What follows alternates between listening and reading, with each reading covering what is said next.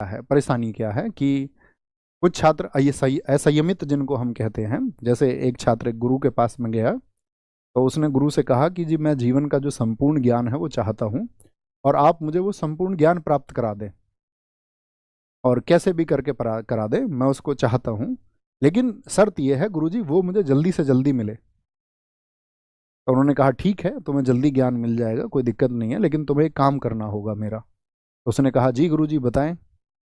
तो उन्होंने कहा कि भाई आप बाग में जाओ और एक मीठा आम तोड़ के लेके आओ। वो गया, अब उसने मीठा आम तोड़ लिया।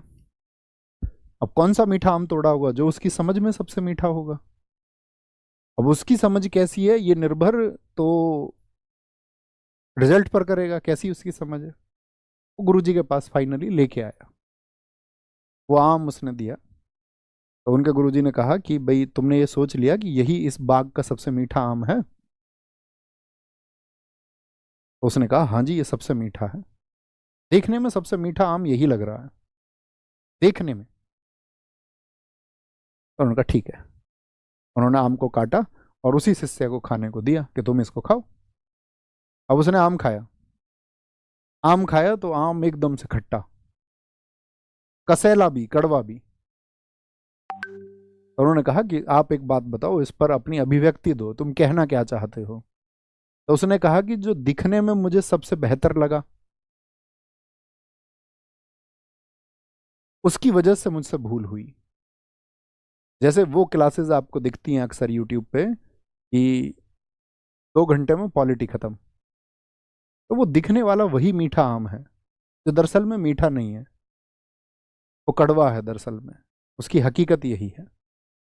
चलिए, तो गुरु ने उसके नो से कुछ सार समझाया। उन्होंने कहा नहीं, बात ये नहीं है, ये तुम्हारी समझ और नज़र का फेर नहीं है, ये सिर्फ फेर इस बात का है कि अगर तुम संयम रख लेते तो एक ना एक दिन तो सारे फल पक ही जाते। नदी समुंदर तक पहुंचने का इंतजार करती है, एक यात्रा होती है, तब जाके वो विलीन होती है।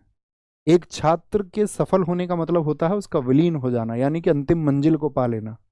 उसमें दोस्त संयम लगता है, धैर्य लगता है। यही प्रार्थना आपसे करता रहूंगा हमेशा, क्योंकि ऐसा नहीं है, अगर आप ऑफलाइन क्लास होती तो मैं तुम्हें डंडे से भी समझाता। ऑनलाइन में यही है कि प्रार्थना से ही समझाया जा सकता है। बात समझ? संयम सबसे बड़ी चीज है, अगर वो आपके अंदर नहीं है तो क्यों 1% ही सफल होते हैं गवर्नमेंट जॉब की तैयारी करने वाले? क्यों? कि संयम ही 1% में होता है, बाकी असंयमित होते हैं। अच्छे भी होते हैं, पढ़ाई में बहुत अच्छे होते हैं, लेकिन असंयमित होते हैं। तो